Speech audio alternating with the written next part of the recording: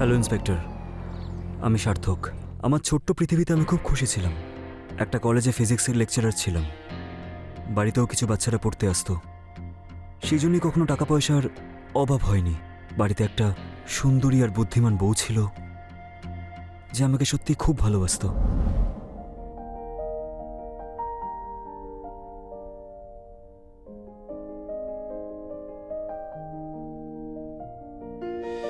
ঘুমাতে দাও না আমাকে, খুব ক্লান্ত আমি। ঠিক আছে, তুমি ঘুমাও না। আমি কি বিরক্ত করছি?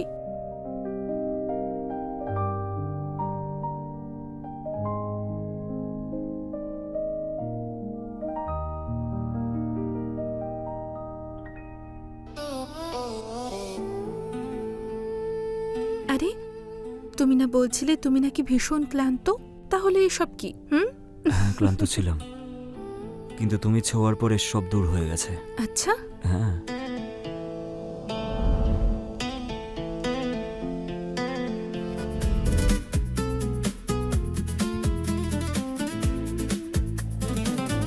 আমরা একে অপরকে সময় দিতাম আর খুব কথা বলতাম। আমরা কথা বলতাম আর খুব হাসাহাসি করতাম। ভবিষ্যতে সুন্দর স্বপ্ন দেখতাম, একে অপরের ভালোবাসায় ডুবে যেতাম। আমি যখন কলেজ থেকে ফিরে আসতাম তখনও আমার জন্য কিচেনে কিছু না কিছু বানিয়েই রাখতো। আমি পিছনে গিয়ে ওকে ডিস্টার্ব করতাম, ও হাসাহাসি করতো। সন্ধেবেলা স্টুডেন্টরা আসতো, বিশেষ করে রোহন। fx x⁻9 - 3x⁵ ও রোজই আসতো। পড়াশোনাতেও খুব ভালো ছিল, সেজন্য আমারও ভালো লাগতো। সবকিছু ঠিকঠাকই চলছিল, কিন্তু এখন কিছুদিন ধরে আমি আর আমার বউ খুব টেনশনে ছিলাম। আমাদের সন্তান না হওয়া, এত বছর বিয়ে হয়ে যাওয়ার পরেও আমরা নিঃসন্তান ছিলাম।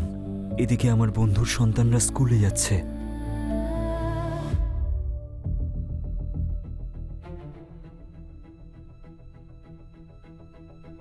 কাভিয়ার মুখে মা হওয়ার খুশিটা দেখতে চেয়েছিলাম, আর সেই কারণেই আমি একদিন মেডিকেল চেকআপও করালাম।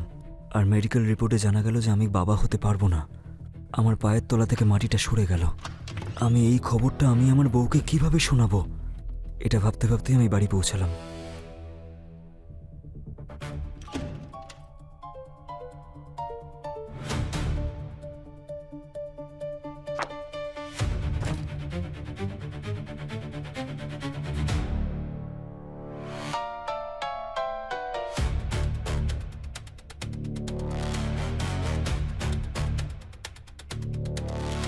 চা। আচ্ছা, আজ তুমি আমার পিছনে পিছনে আমাকে ধরার জন্য কিচেনে এলে না তো? আজ খুব ক্লান্ত লাগছে। আজ আমার কাছে এমন একটা খবর আছে যাতে তোমার সব ক্লান্তি দূর হয়ে যাবে। কিরকম খবর? তুমি একজন হতে চলেছ। একটা সিম্পল টিচার কি বা হতে পারে? কেউ কি আমাকে মিনিস্টার বানাবে নাকি? মিনিস্টারের থেকেও বড় পোস্ট পেতে চলেছ তুমি। তুমি বাবা হতে চলেছ।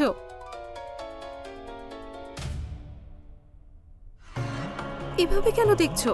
আমি তো ভেবেছিলাম এই খবরটা শুনে তুমি খুব খুশি হয়ে যাবে, কিন্তু তুমি তো একদম চুপ হয়ে গেলে। আসলে কি বলতো, এই খবরটা শুনে না আমার মনের ভেতর কেমন একটা হচ্ছে। আমি বুঝতেই পারছি না যে আমি রিয়াক্ট কিভাবে করব, but I am so happy, I am so happy. সত্যি? আমার কাছে যে মেডিকেল রিপোর্টটা ছিল সেখানে পরিষ্কার লেখা আছে যে আমি বাবা হতে পারবো না, কিন্তু আমার স্ত্রী আমাকে বলল যে আমি বাবা হতে চলেছি। তার মানে আমার স্ত্রী আমাকে ঠকিয়েছে। ওর অন্য কারোর সাথে অ্যাফেয়ার আছে, ওকে অন্য কেউই প্রেগনেন্ট করিয়েছে। স্ত্রীর মুখে এই খবরটা শুনে আমি পাগল হয়ে গিয়েছিলাম। আমি আমার স্ত্রীকে নিজের হাতে ধরতে চেয়েছিলাম, আর সেই জন্যই আমি আমার বাড়িতে হিডেন ক্যামেরা ফিট করেছিলাম।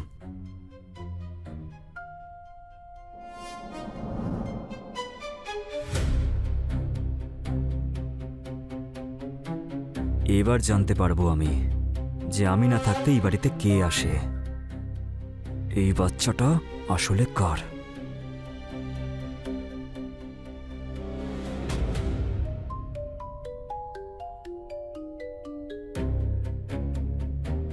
কি করছিলে তুমি? আরে তুমি তো আমাকে ভয় পাইয়ে দিলে গো।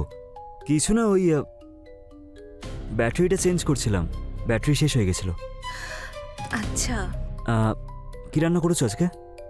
ডাল ভাত রুটি তরকারি। আরে চলো। চলো চলো চলো চলো। বাড়িতে ক্যামেরা লাগানোর পর আমি সবসময় আমার বউয়ের উপর নজর রাখতাম। ল্যাপটপ খুলে বসে থাকতাম আর সারা দিন ধরে শুধু এটাই দেখতাম কিন্তু অনেক দিন কেটে যাওয়ার পরও আমি এমন কিচ্ছু দেখতে পাইনি যাতে কাভিয়ার সিক্রেট অ্যাফেয়ারের ব্যাপারে আমি কিছু জানতে পারি। তখন আমার কিচ্ছু মাথায় আসছিল না, আমি খুব কনফিউজ ছিলাম। তারপর যখন আমি কাজ সেরে নিজের বাড়িতে এলাম,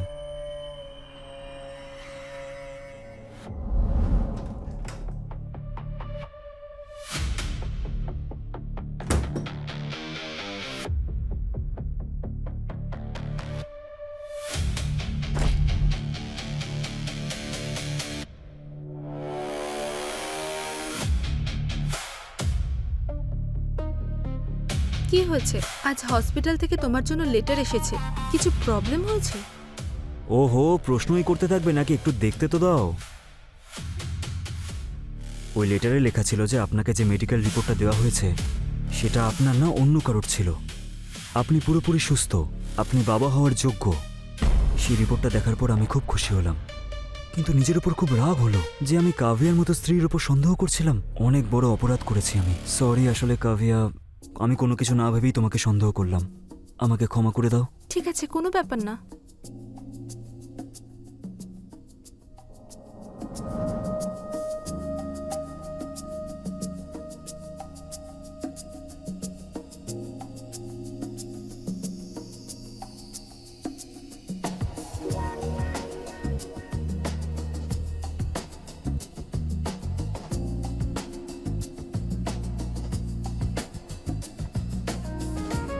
এবার ঘুমিয়ে পড়ো, না হলে ও তো এবার রাগ করবে, বলবে বাবা মা ঘুমোতেও দেয় না।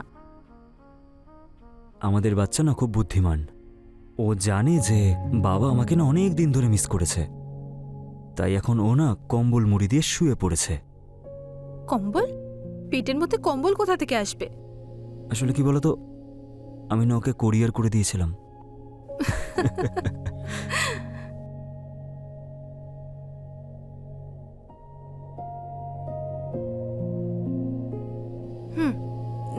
যতদিন না ও জন্ম নিচ্ছে ততদিন কোনো দুষ্টুমি নয়। এতদিন ধরে আমি অপেক্ষা করতে পারবো না। দেখছিস তো তোর বাবাটা কি দুষ্টু রে। তুমি দেখছো তো, তোমার মা না আমার এইটুকু কথা শুনছে না। তুমি বলো না মাকে।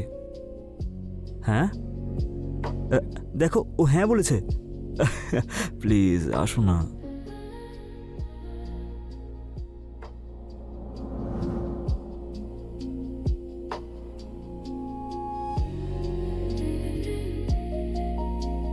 দেখো আমার কথা শোনো, হুম। আজ থেকে না তোমার এমন কোনো কাজ করার দরকার নেই যাতে তোমার স্ট্রেস হয়। আচ্ছা। শোনো, হুম। এদিকে ঘোরো। আর কিছুদিনের মধ্যে আমি তোমার জন্য একটা মেড রাখবো, ঠিক আছে? আর তারপর তোমাকে শুধু একটাই কাজ করতে হবে, বিশ্রাম বিশ্রাম আর শুধু বিশ্রাম।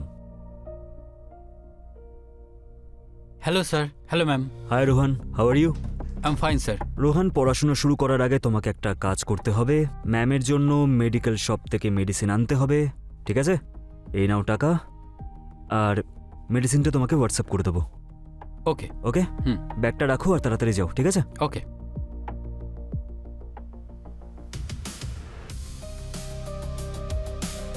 আমার জীবনটা কিছুদিনের মধ্যে একদম বেরঙিন হয়ে পড়েছিল।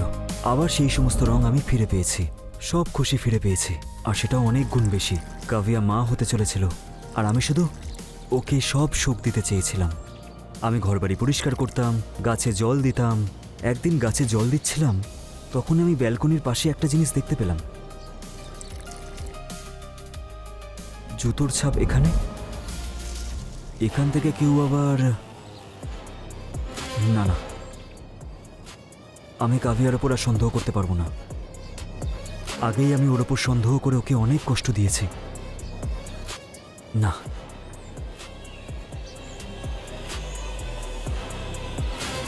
এটা আমার মনের ভুলও হতে পারে। ব্যালকনিতে জুতোর দাগ দেখে আমার মন তো চঞ্চল হয়ে উঠেছিল, কিন্তু আমি নিজেকে বোঝালাম যে আমি একবার টেনশন নিয়ে দেখে নিয়েছি, আর দ্বিতীয়বার সেই টেনশন নেওয়ার আমার মধ্যে সেই ক্ষমতা ছিল না। পরের দিন কলেজ থেকে আসার পর আমি প্রত্যেক দিনের মতনই রোহানকে পড়াচ্ছিলাম। তখনই আমার কাছে আমার পুরনো স্টুডেন্ট জ্যোতি এখানে দেখা করতে এলো। রোহান, আজকের জন্য তাহলে এইটুকুই থাক, বাকিটা কালকে করব। Okay sir.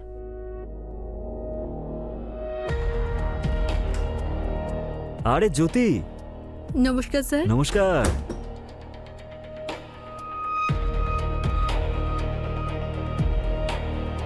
রোহন, ও হলো জ্যোতি, আমার ওল্ড স্টুডেন্ট। জ্যোতি, ও হলো রোহন। স্যার আমি এখন আসলাম।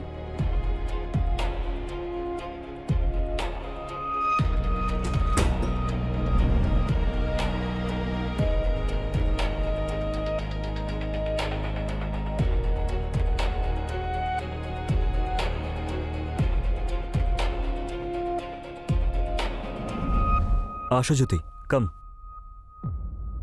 বসো।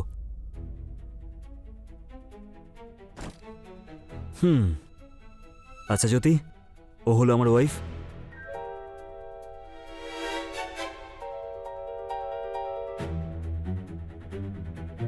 তোমরা দুজন বসে কথা বলো, আমি ততক্ষণে চা বানিয়ে আনছি।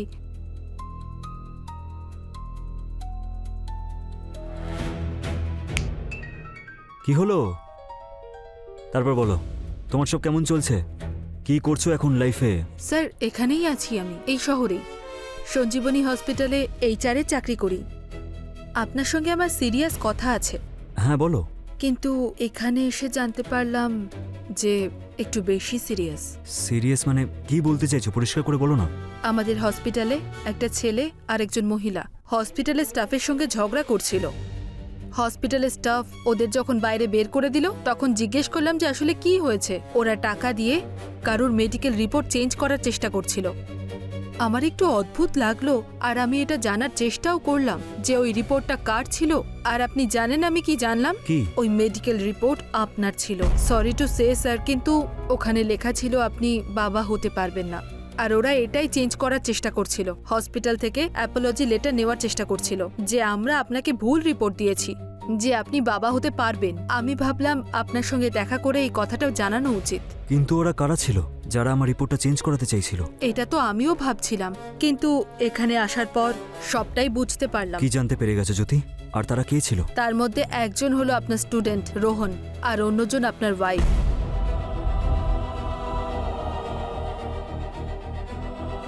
নিজেকে একটু সামলান স্যার, আমি আসছি, আবার দেখা হবে।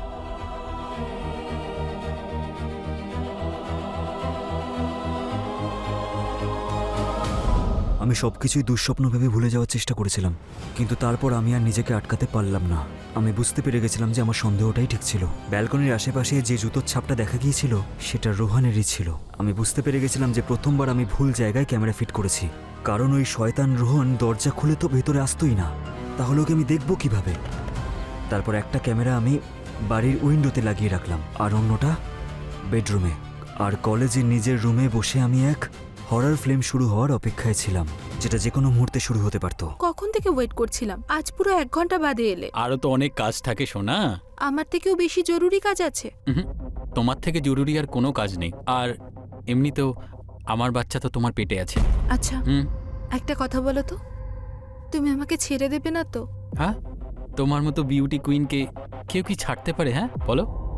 কিন্তু তবুও যদি তোমার বাড়ির লোক অন্য কারোর সঙ্গে বিয়ে দিয়ে দেয়?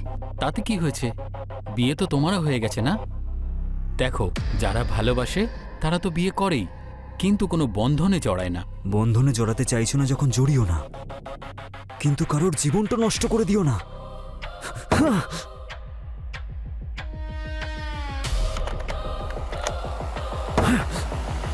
আচ্ছা ছাড়ো এসব, চলো তাহলে ওটা শুরু করি। হ্যাঁ, আমিও তো অপেক্ষা করে আছি। আচ্ছা।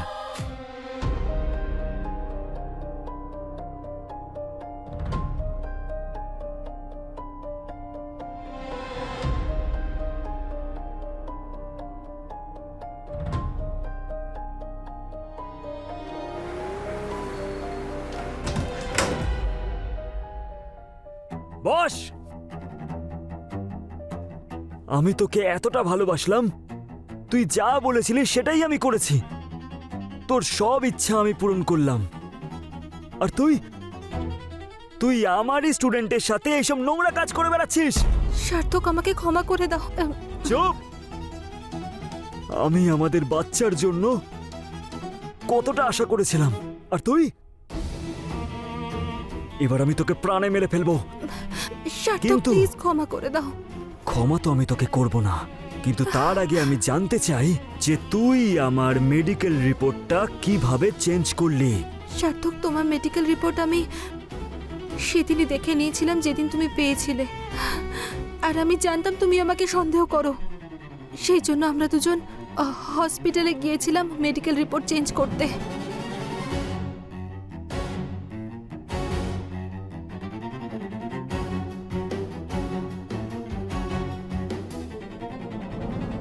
কিন্তু ওরা না করে দিয়েছিল।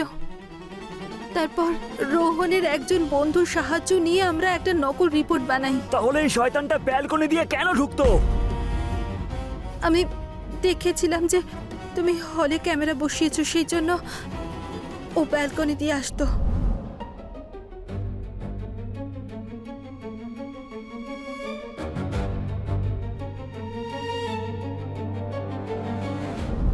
স্যার, স্যার ক্ষমা করে দিন স্যার। স্যার এরকম ভুল আর কখনো হবে না স্যার, প্লিজ ক্ষমা করুন।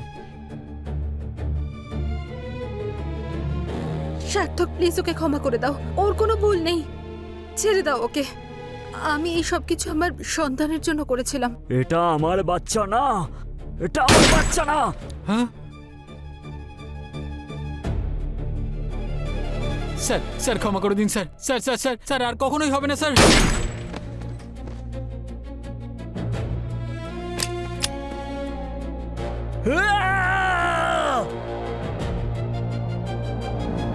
ব্যাস ইন্সপেক্টর, এটাই হলো আমার গল্প।